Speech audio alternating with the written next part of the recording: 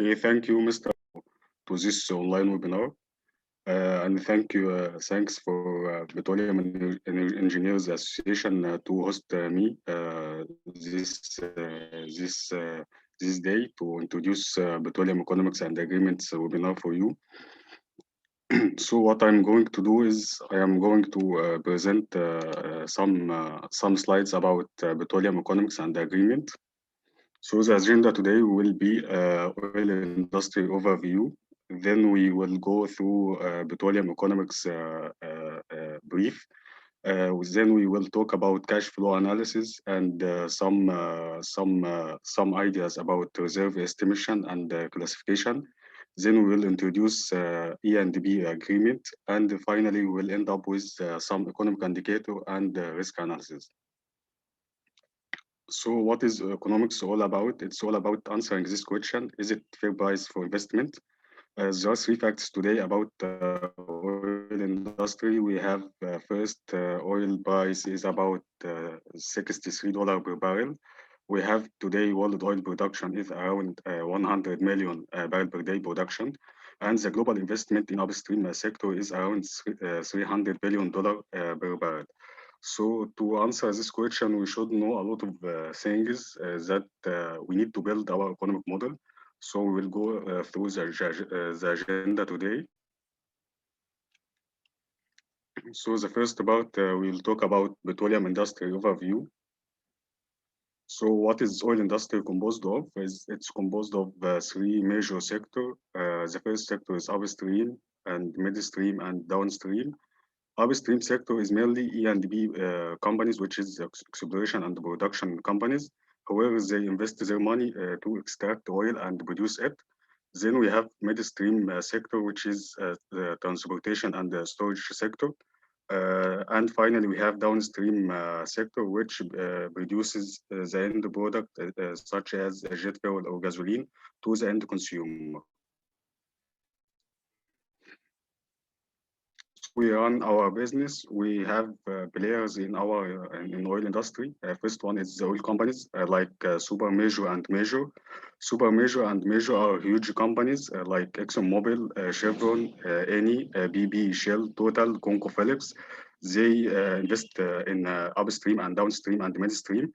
If we look example for ExxonMobil in the right chart, we have employees more than 100,000 employees, and we have net income per year around 40 billion US dollar. Then we have independent or jobbers. They are smaller companies like Apache. They invest only in upstream sector. Then we have national oil companies, which is NOC.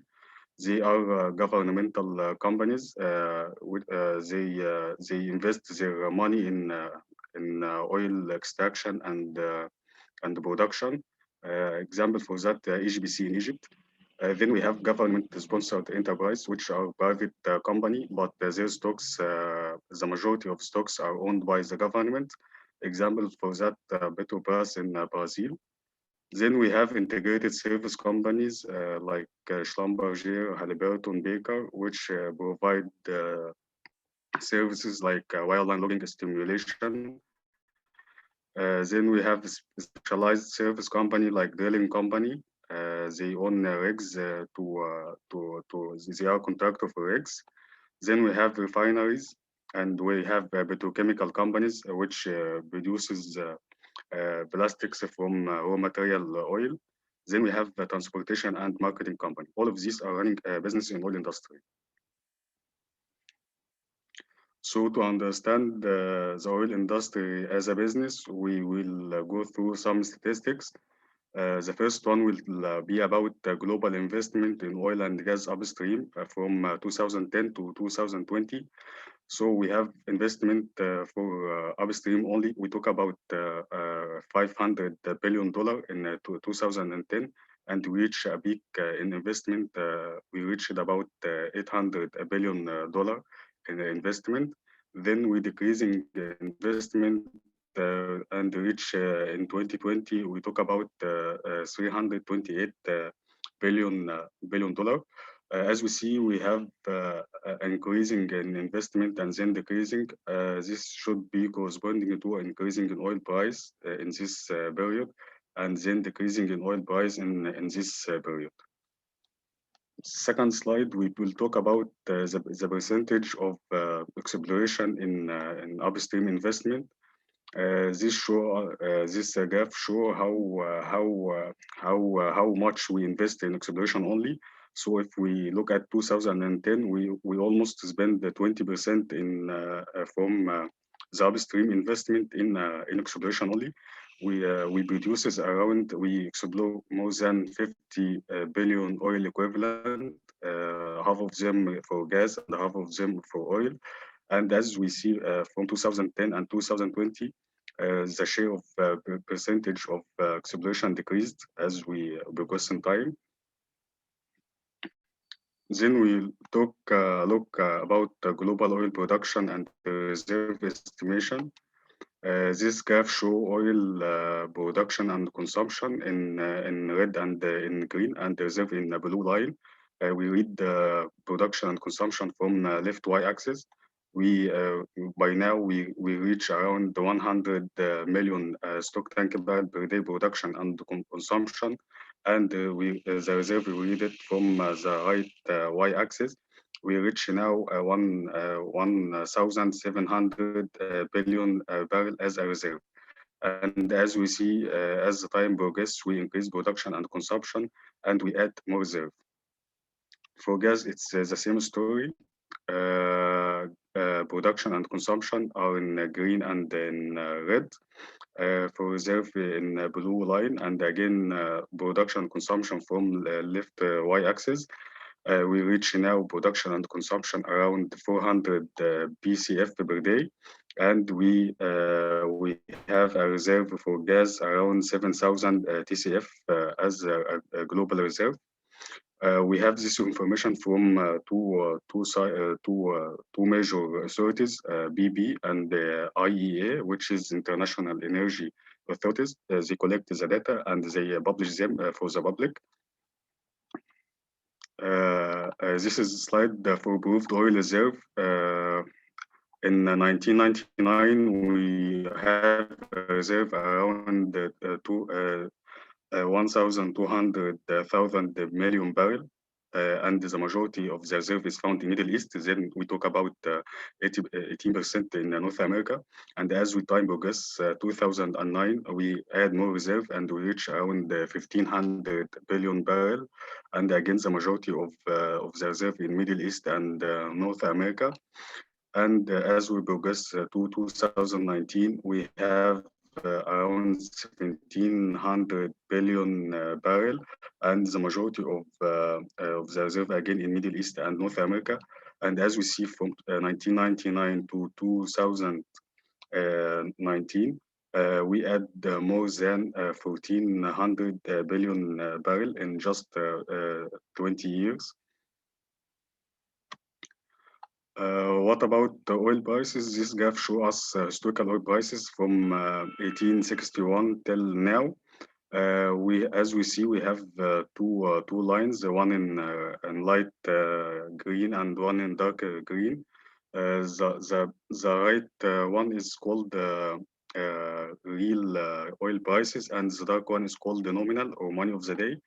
We have here almost three peaks, one in 1973 after Arab embargo between Egypt and Israel. Then we have another peak in almost 1980 because of Iranian revolution. Then we have a decrease in oil price, and then another peak in 2009 because of invasion of Iraq. Then we have another peak in 2011 because of Arab Spring. Then we have a decreasing oil price. We now reach 63. This graph show two information. One is called real and one is called nominal. And to convert between them, we use some deflator, which is here we use consumer price index as a deflator. So we will begin with petroleum economics. So why we perform petroleum economics on oil and gas project? First thing, to justify exploration project and to develop the field. Second reason, to value a property for sale or exchange, you should have economic model for it. To make acquisition or obtain loan from bank, you should make economic report for obtaining these loans from the banks. Then we use it as a corporate budgeting and government reporting to know what is cash in and cash out for our company. Then we make also economic model when we deal with lease bidding or work over justification, or when we buy some equipment and to report to our investor which has stocks in the company.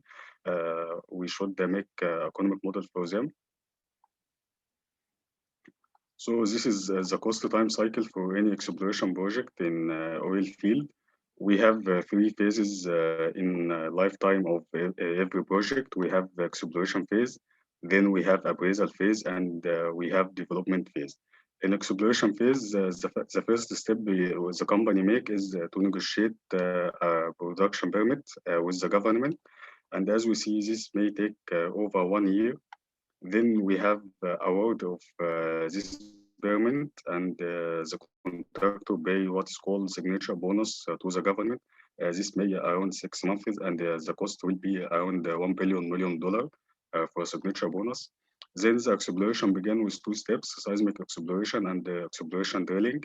This may take 1 to 3 years, and the cost range from $1 million to $50 million. Then the second phase is appraisal. So you made a discovery, and then we will make appraisal. We will delineate our reservoir, and we will know how much oil in place. So the appraisal phase starts.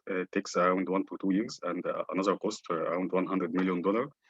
Then the technical team prepare what's called the feasibility study and make front-end engineering design, which is attenders to have some contractor.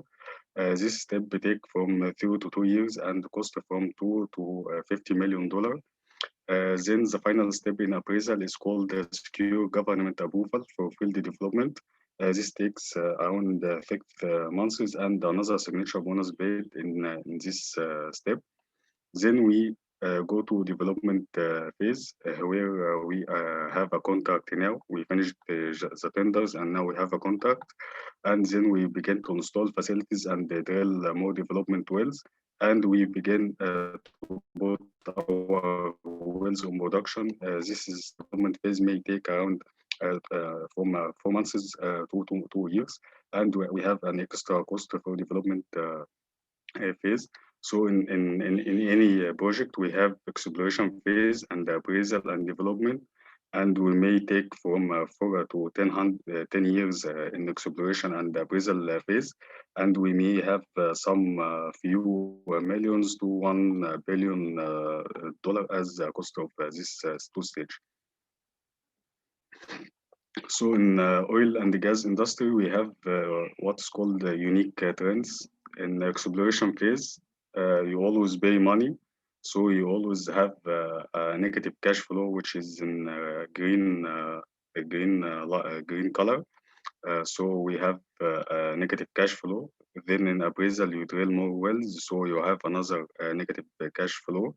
Then you go to development phase. You have a negative cash flow till you bring your wells in production. So you have production now in blue line. So as the cash flow now begin to decrease and concave up towards the positive side. And as you produce, your cash flow increase. And as the reservoir pressure decreases, you have production decreases, and so on. The cash flow decreases until you reach a point where you want to abandon the field, or you make some secondary recovery. So you have increase your production, and again some decreasing in pressure correspond to decreasing in production and the cash flow. And you reach a point where you make a decision for abandon to your field, and in this stage you pay some money for abandonment. And as we see for the reserve in purple line, in each stage we add more reserve from exploration to appraisal, we add more reserve, and then we have a development phase. We add more reserve because we know more about our reservoir now. And in tertiary recovery, we add more reserve because we don't depend on primary recovery only. So, investment appraisal and decision in oil and exploration and production companies begins with identifying the basin by geologists and geophysicists. Then they take a decision which costs millions of dollars to shoot seismic. After that, we make maps and we define our prospect. So we need another decision to drill the first exploration wells, which cost tens of millions of dollars. Then, if we have a success in exploration, we need to establish our development plan. After that, we have a decision to develop our field. This may cost hundreds of million dollars. So we begin to, after we develop the field, we produce it efficiently and economic. Then we go to the last decision, which is abandon the field, which cost tens of millions. So upstream projects are characterized by larger initial capital costs.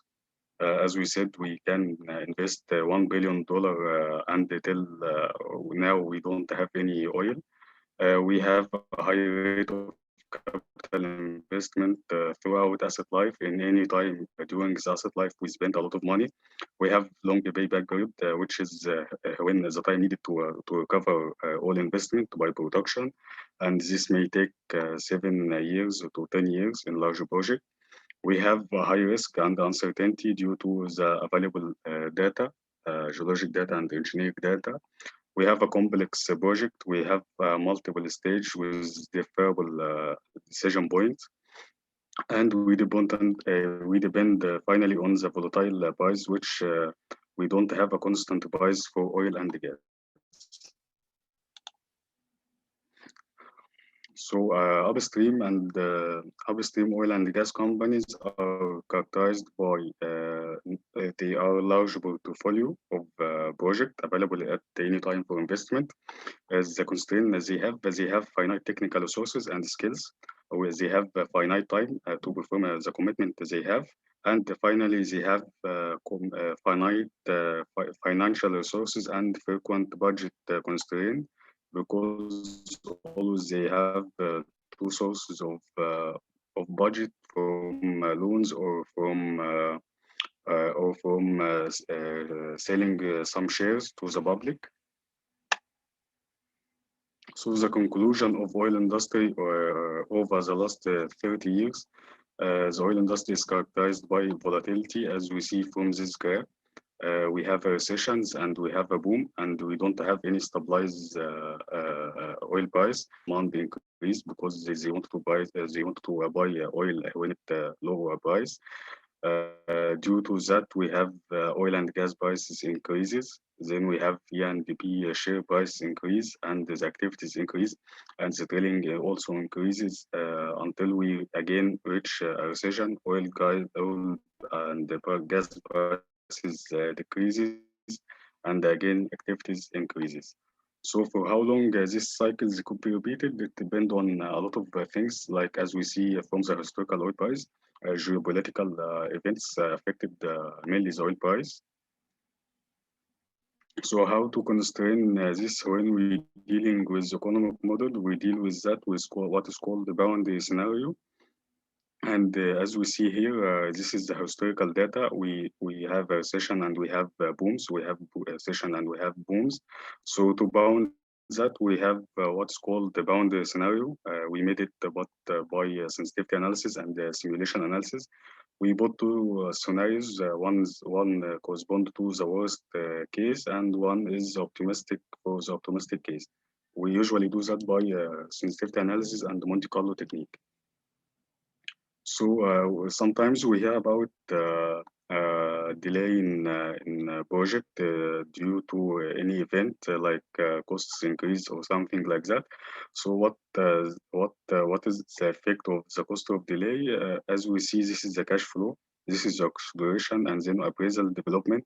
So if the project is committed in the committed time, we have here 4 years payout, and we cover all investment in 4 years. So if we have any delay in any phase, we can pay out our investment more than 6 years. This is an example of delaying cost. So sometimes we hear about that some companies cut the jobs for some employee. This is what's called extending field life by reducing the operating cost. So if we see here, this is the net income and this is operating expenses. When the net income is equal to the operating expenses, this called the economic limit of the project. So if you need to increase the economic limit of the project, you just decrease the operating cost and you extend the economic limit. So here we reach 15 years at economic limit, and here we reach around 25 years at economic limit.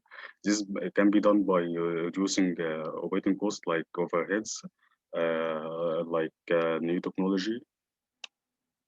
So this is the summary of what happened in investment. The story began with three disciplines: technical discipline and economic analysis and risk analysis. They all put together a feasibility and economic model. Then they see how far is the market, or how near is the market from the company, because this is affect also the cost of the oil. Then they began to have a negotiation with the government. Each side put his risk in the contract. So what they come up with what's called fiscal design. It's simply a contract between the government and the investor. And based on that, they have a split of oil between government and investor. And as the time progresses, we have what's called options bargaining, where government side have more split than the investor side. So to balance between risk and reward, it is not an easy process. You need risk analysis to understand what is happening and to take into consideration all the uncertain parameters into your economic model. So second part, we will talk about cash flow analysis. So this is the typical economic model input. So to build an economic model, we need eight components. The first thing is the production forecast and oil price forecast. Then we have interest, which is working interest. If you work alone in the project, or you have someone as a partner in the investment. Then we have what's called fiscal terms, the contract between the government and the investor, which affect the economic model input. Then we have what's called operating cost and the capital cost. Then we have the economic limit of the project, and finally we have escalation and inflation for oil price and the cost. So what's cash flow method? It's simply series of revenues and expenditure. It's simply revenue minus expenditure. This is called cash flow. So this is a typical cash flow for any company. This is the your cash. This is the cash in, and this is the cash out. The cash in come from two sides, equity or shareholder, and loans. This is the two sources of cash. Then the cash out will be on the production management, production overheads like salaries. Then as operation, you spend money on production and processing, and you have spend money to buy some capital assets and an exploration phase. So all of these are sources of cash out. Then we have oil now. So this is oil stock. We sell it to have some income. So we now have expenses, and we have now income. This income is subject to tax. So we have now net income to the company. And we have now to return money again to the shareholder or to the lender in terms of interest for the lender or shareholder. So if we have a projection on cash flow, we have three items. We have cash items, which is my monies. Usually it's called the depreciation to calculate our tax. And finally, we have royalty, which is paid for the government at the first instance. It's technically cash or non-cash item. So cash item example like that, working interest, revenue, income from sales, working interest, local tax, OPEX, overhead, loan interest, CAPEX, any bonus like signature bonus, corporation tax, special taxes like UK license, and debt capital and interest repayment. All of these are cash items. So this is the typical cash flow diagram. First thing, we calculate our revenue. It's production multiplied by 1 minus royalty, because royalty is taken by government at the first instance, multiplied by product price. This is our revenue. We can have a revenue if we have a pipeline and another company, third party uses this pipeline. We call what is called tariff revenues. This revenue minus expenditure like transportation cost, operating cost, G&G cost, exploration, overhead, capital investment. Then we subtract payment to the government in terms of bonuses and taxes. This is what is called the cash flow, revenue minus expenditure minus payment to the government. So this is what's called the influence diagram. We have here our subsurface reservoir. Depend on our subsurface reservoir, we put our development plan. This is a decision, and our development plan should affect our capex and opex and our production capacity. Then we have product sales price. This is all of the green color are uncertain parameter in our model. Then we calculate the revenue. This is a calculation, and then we calculate costs based on OPEX and CAPEX, and we enter them in cash flow. In cash flow, also we have funding cost of debt and equity, which is the two sources of the CAPEX. Then we have what is called net present value from the cash flow. We have also taxes, and we have also fiscal terms condition. All of these are affecting our economic model. So what is the major parameter here is the reservoir. If we have a huge reservoir, we will have a huge development plan, and we have a huge expenditure. If we have a small reservoir, will have small development plan and small expenditure. So the reservoir and the reserve estimation is very important in our economic model.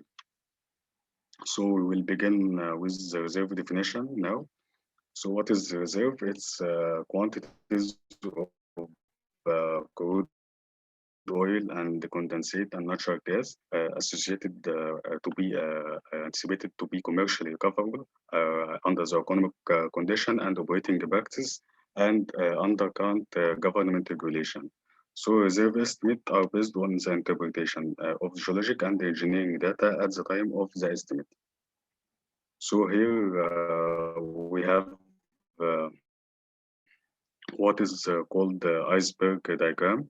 This is the total oil in place. We have unrecoverable oil in place.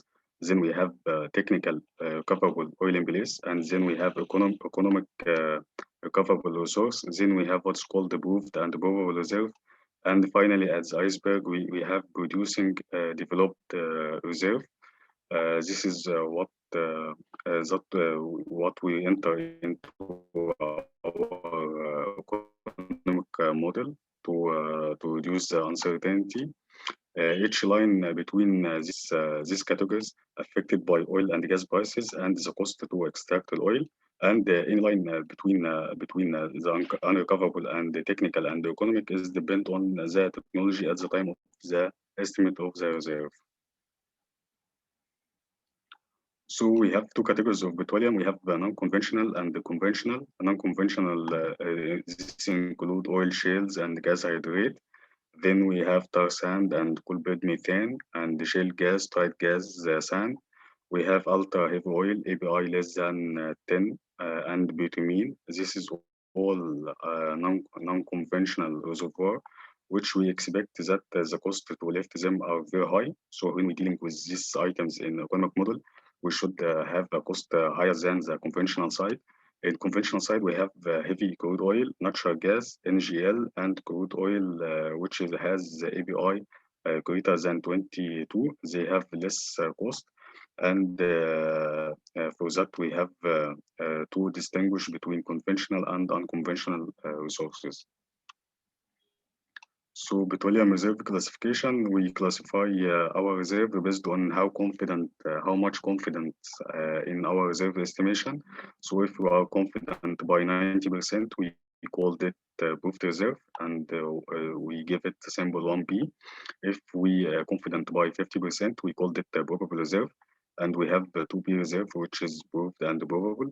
And if we confident by 10%, we called it possible reserve, and we have 3B, which is proved and probable and possible. So the best estimate of the reserve is 2B. How we calculate our reserve? We have two methods for calculating reserve. One is called deterministic. It's based on three incremental scenarios. We have 1B scenario, which is corresponding to proved reserve, and we have 2B scenario, which is corresponding to proved plus probable reserve, and we have 3B scenario, which is unlikely. This include possible reserve. Another way to calculate our reserve is probabilistic approach. This is made by Monte Carlo simulation. We input all the model data in a range of data, not a single value like deterministic.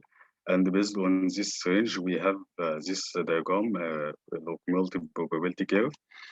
We have at 90%, we have 1B reserve, which is proved, and at 50% probability, we have probable plus proved, and at 10%, we have possible and probable and proved reserve, and we have ultimate oil recovery, which is cumulative production plus 3B reserve. So in every phase in our life in our project, we have to review our reserve estimation, and we should assess it again. So from beginning defining the prospect, we calculate some reserve, and when we make exploration, we modify this reserve. And when we appraise our field, we again modify our reserve, and from the production data, we modify the reserve again. And when we make some secondary recovery and tertiary recovery, we add more reserve. So we make a view on our reserve in each phase. So we have three methods mainly for estimating reserve and production performance, like decline curve analysis. We have volumetrics, like volume-based calculation from geology, and we have analog or statistical data if we have an offset field and we don't have any data about our field. We use analog or statistics. So now we will talk about exploration and production agreement. So what is fiscal regime? Simply, it's a contract between government and the investor. They put all the risks together in this contract in terms of legal or political taxation or any element associated with sharing oil and gas revenues. The contract include the bonus, rental, royalty, production sharing arrangement, carried interest provision, corporate income tax, and special tax. So everything should be written in the contract between the government and the investor. So this is the fiscal policy design. So we have two objectives here. Government objective is to maximize the value of their own petroleum resources underground, and the company objective want to maximize shareholder interest. So we have two types common in oil and gas. We have what's called production sharing, and second type concession. So in production sharing, the government still have the ownership of the hydrocarbon. In concession, individual or companies or the investor buy this right of ownership. second part, in production sharing, companies can recover their cost from the production itself, but subject to a constraint. This is called the cost recovery limit. Oil companies then split the oil between the investor and the government in terms of profit split. Then the company pay some corporate tax based on their profit to the government. In concession, the license receives all the revenues. Then they pay some payment to the government in terms of royalty and tax. Royalty, as we said before, taken at the first instance, so they don't. It doesn't depend on the project profitability. But taxes usually pay if you make some profit, you usually pay taxes. So we have two items here. Royalty. This is don't depend on project profitability, and the taxes. This is depend on profit of the project. So this is the global statistics about production sharing and concession. Contact. One important indicator is the government take, which is how much oil the local state captures from the profit. The world average government take is around 64%. The lowest one is at Ireland, which is 25%, and Yemen has the high government take around 95%.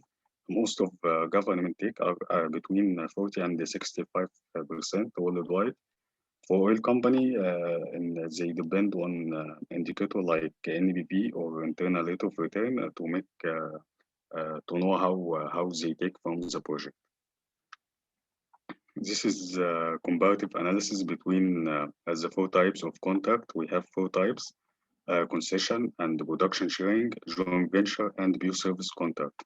So in concession contract, to assume all the risk and they take part in all the work, in all the revenues, and host government take only revenue from the production and oil price, which is royalty and tax. Production sharing contract to assume exploration risk only, and then share the revenue in the rest of the phases. While host government share oil with the investor, and they have also a share from the taxation. In joint venture, the government and the host government and the contractor share all the risk in all phases from exploration production, and they split the revenue together. Pure service contract. Here is the contractor have no risk in the contract. It simply have a payment, and the host government here assume all the risk from exploration to production, and it has the revenues from the production. So in economics, the greater the risk, the greater the return.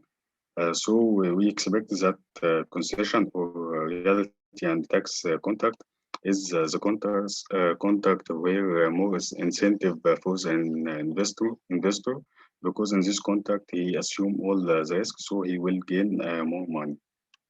So this is a schematic comparison between production share and royalty and tax. So in production share, we have a gross production, then we have royalty paid to the government, then we have what is remaining is called cost oil. This is the cost recovery, where the investor covered all investment from this pool.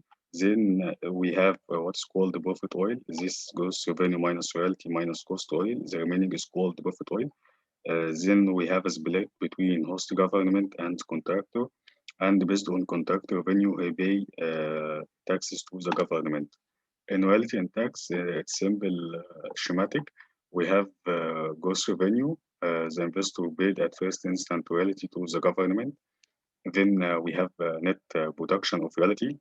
We make a deduction of cost from this revenue. Then we have net income, which we take taxes from the investor. Then we have a net investor production.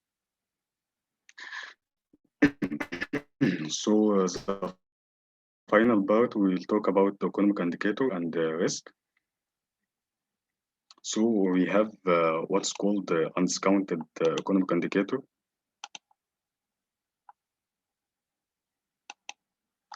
We have for undiscounted indicator here, what is called the maximum capital outlay. This is the maximum negative on the cash flow curve. Then we have payback period. This is the time taken from the start to recover all the investment and the cash flow become zero now. Then we have what is called terminal cash surplus. This is the end positive cash flow. And then we have what's called profit to investment ratio, BIR. This is the terminal cash surplus divided by the maximum capital outlay.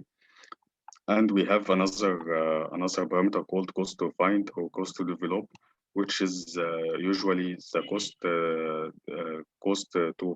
cost of exploration divided by the reserve, and cost to develop is the cost of development divided by the reserve.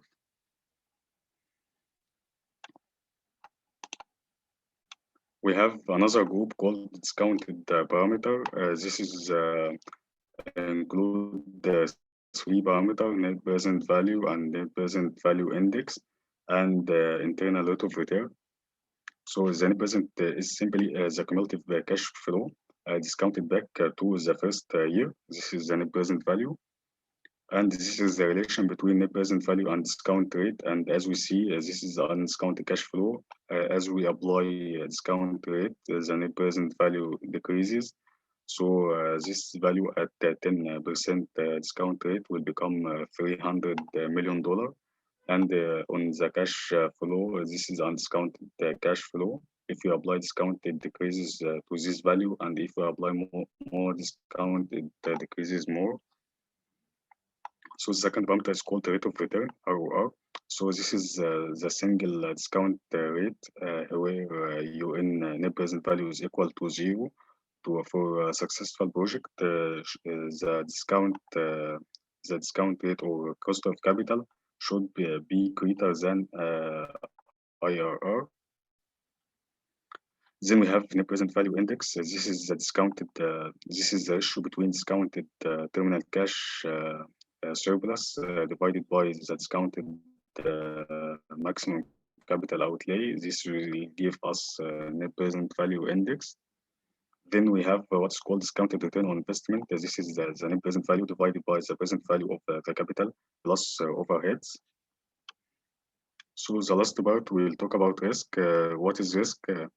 Definition: risk is the process of estimating the probability of occurrence of an event and how much magnitude the adverse effect over a specified period. So risk analysis aids in decision making and minimize the losses. So we have two rules in calculating our risk. The first one is adding rule. So if we have two events are dependent on each other, so the probability will be the sum of their separate probability. And we have multiplication rule. If the events are independent on each other, so the probability will be the product of their separate probabilities. Example of probability.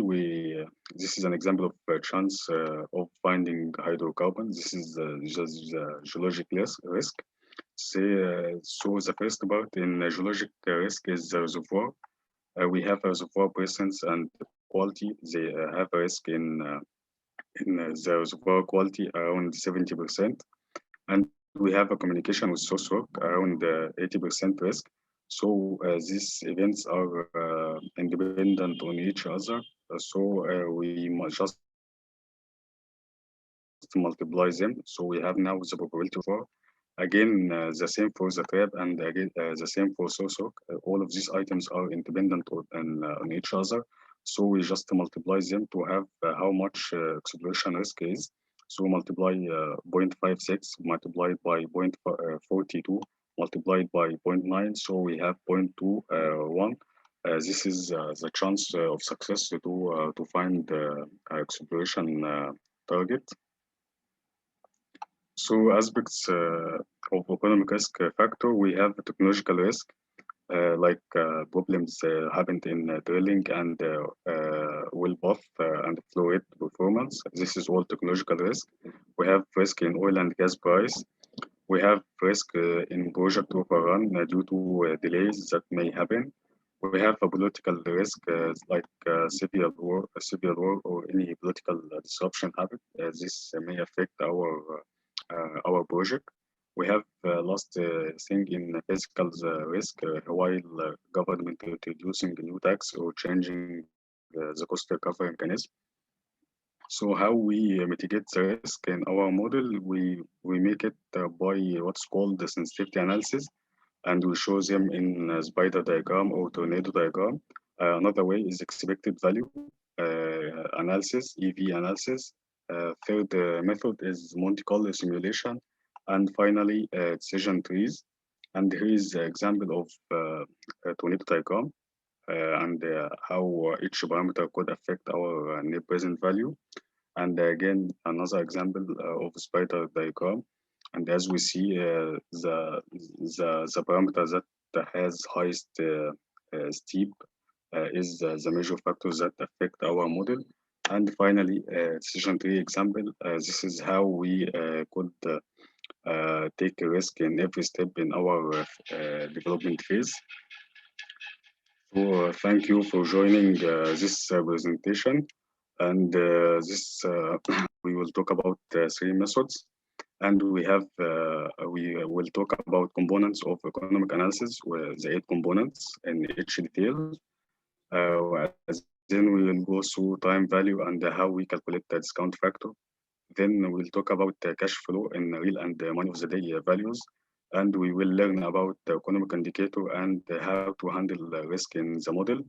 The benefit from attending this course is that you will understand how you run economic efficiently, and you build your economic model on your own or by our Excel sheets that we will go through the course.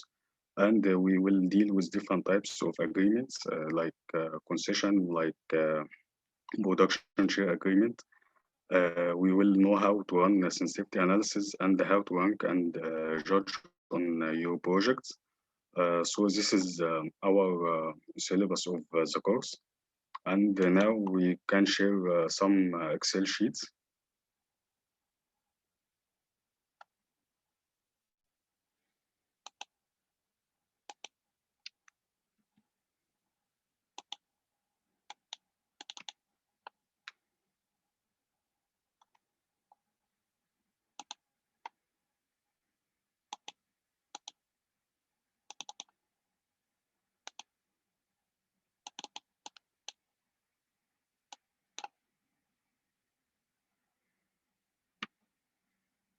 This is also what we will use through the course. We will use Excel sheets.